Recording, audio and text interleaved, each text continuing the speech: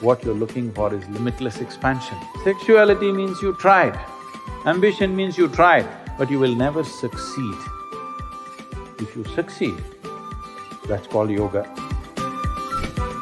Angamardana literally means mastering your limbs.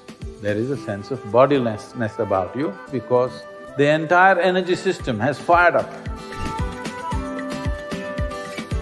You can change the chemistry of your system dramatically just by sitting in a certain way.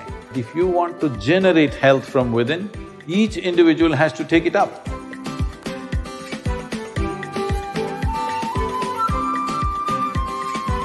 The very word health comes from the root word whole. So if there is no sense of wholeness, if there is no sense of life being on in a big way, this means health is not happening. So the simplest way for one to know whether I am healthy or not, when you wake up in the morning, if you spend 2 minutes, just to see whether your body is eager to jump into the world or want to sink into the bed. This shows whether you're healthy or not, whether the body is feeling healthy or not. Health is individual business. If you want to generate health from within, each individual has to take it up. For this, we have to create a culture of health, where right from our childhood it has to be brought in as a part of our life. We have to bring this means yogic sciences have to come. Now I'm afraid of using the word yoga in America, so I keep telling them it's inner engineering because the yoga that they're doing just scares me. Because if you do yoga like this, it is not long before one of these young doctors will research and show you how yoga is messing up your system completely. Yes, they will. They will study this yoga and come out and say, yoga is completely messing up your system, because it will. Because the way it is being practiced is like… what's that, Zumba? It depends what you want to do with yourself. All you want to do is, tighten your muscles and become like this so that you can't turn your neck around. That's up to you. But if you're looking at yoga as a way to step your life up to another level of experience and another possibility of your existence, completely different dimension of perception and knowing, if this has to come, it needs to be approached in a certain way. There is a huge amount of work that needs to be done in that direction. It is not to simply disparage somebody who's doing something, it is just that the problem is there are benefits even in that. Even twisting, turning, doing that, there is benefit. But I want you to understand this. For this, you don't have to do yoga. You swim half an hour every day, you will notice similar benefits. Go up the mountain, you'll notice benefits. Play tennis, it'll happen. You will have these benefits. You don't do yoga for these benefits. Suppose we give you, like Apple Air, the thin computer? But you are a caveman. So you started using this to chop vegetables at home. Hey, it works. It's sharp enough, believe me. It works. But is that why we designed this machine? For that we could have done something much simpler. You don't need an Apple Air to cut vegetables at home. Similarly, you don't need this kind of system, which is a phenomenal thing, to simply feel little fit and have your breath going deep enough into your body and whatever this kind of stuff, you don't need to do yoga. Believe me, it's boring, it's no good. Unless experientially it enhances you, simply bending, twisting like this, like that, it needs enormous patience. It's much better to play tennis or swim, run up the mountain Yes, I'm telling you. This is designed for something else. This is designed for a completely different dimension. Health is a consequence. I would say it's like a side effect. Health also happens on the side. One who is just focused on health, it's not good to go like that. But for this we have what is called as Upayoga, or we have systems called Angamardana. Angamardana literally means, it is being interpreted as mastering your limbs, but it actually means killing your limbs. You do that kind of thing with the body that if you're here, you don't even know your body exists or not. There is a sense of bodilessness about you. Unless this comes into your life, there is no real sense of ease. Carrying this much mass of weight, I'm not saying you're heavy, whatever is your weight, carrying this much weight and walking around and doing things is a drag. Only if you feel kind of bodiless, we call these people nirkaya yogis, that means bodiless yogis.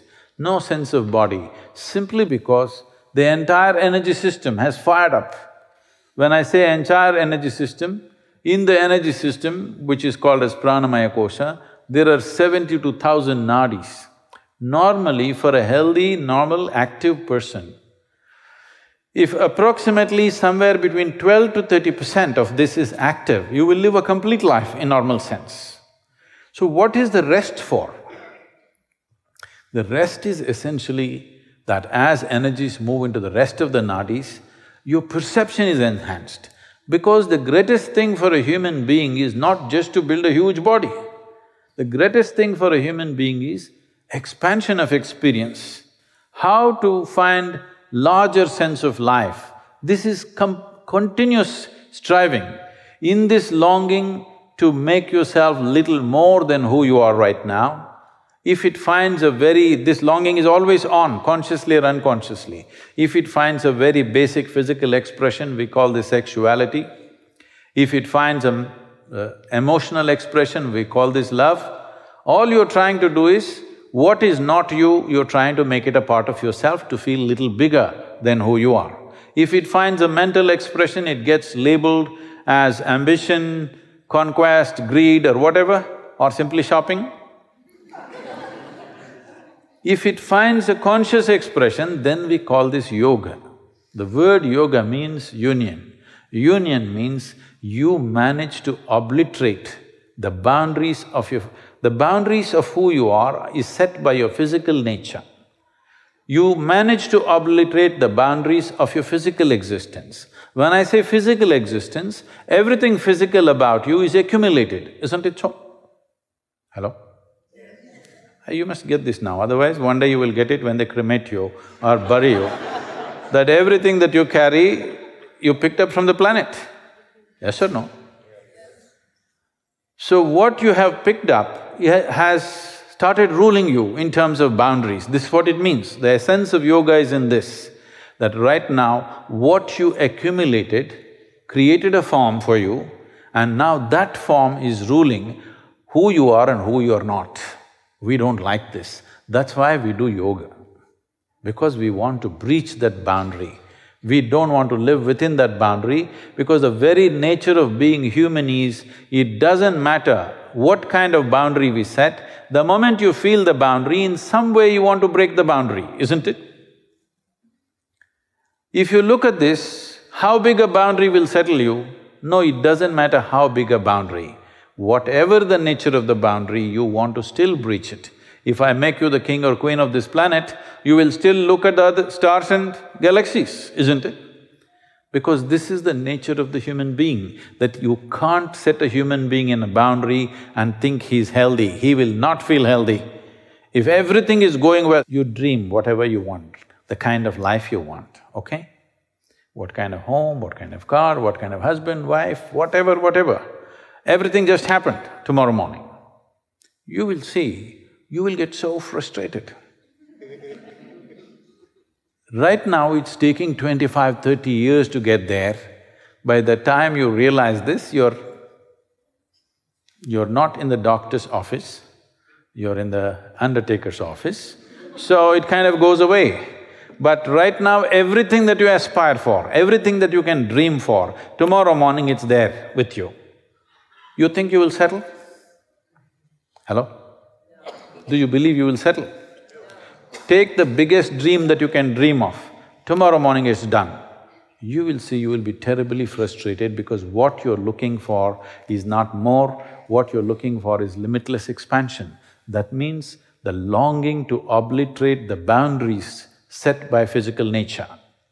So yoga means consciously you obliterate it. Sexuality means you tried. Love means you tried, ambition means you tried, but you will never succeed. If you succeed, that's called yoga. That's okay, Sadhguru, but what about health? Yes, health is a very important element towards anything that we wish to do. Whatever we wish to do, body must be in good place, otherwise how do you go there? You won't go anywhere if this one thing breaks down right here. And the nature and the power of the body is such, right now if your little finger is hurting terribly, I will be talking about enlightenment. You are not interested. Your little finger is the most important thing in the universe right now. This is the nature of the body. If you don't take care of it, it will dominate you absolutely. If you want to be released from physical process, you must keep it in such a good place that you don't even know whether it exists or not. See, right now in your body, there are many parts to this, but whichever part is hurting right now, that is the part you're conscious of. The parts of body which are doing well, you don't know that they exist right now, isn't it? Yes? So if this comes to the entire body, that if you sit here, you're barely conscious that you have a body, you're sitting in total ease. If this comes, health is an automatic transformation.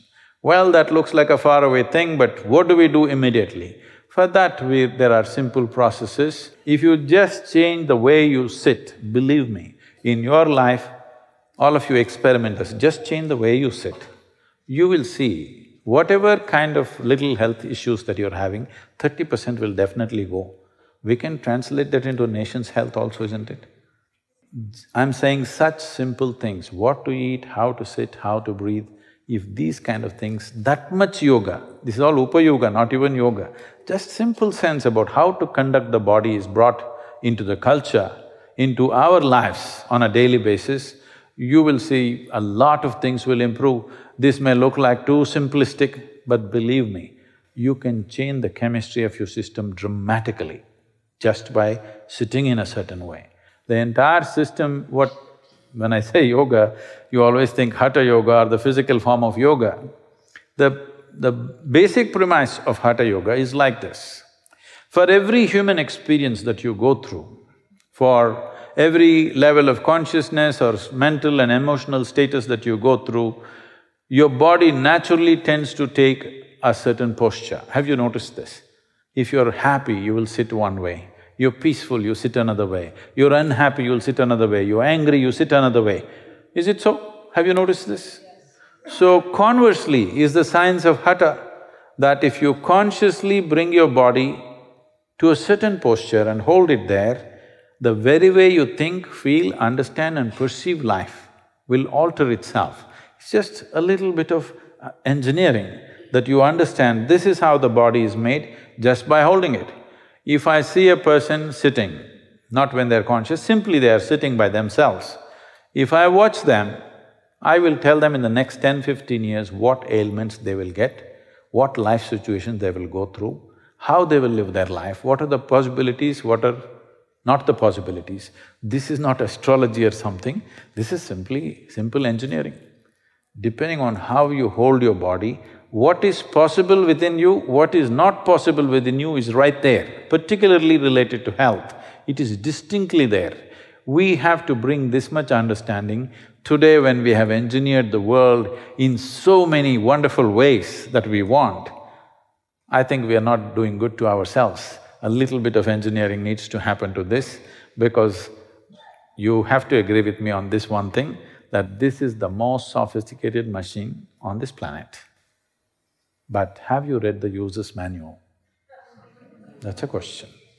We have to write the user's manual in a modern sense.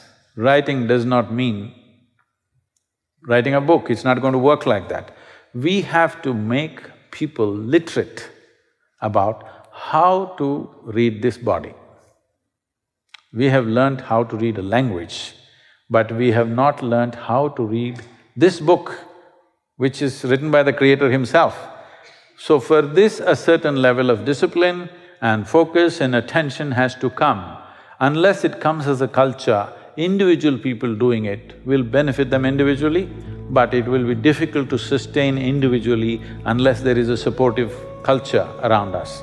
I think that is what we need to strive for.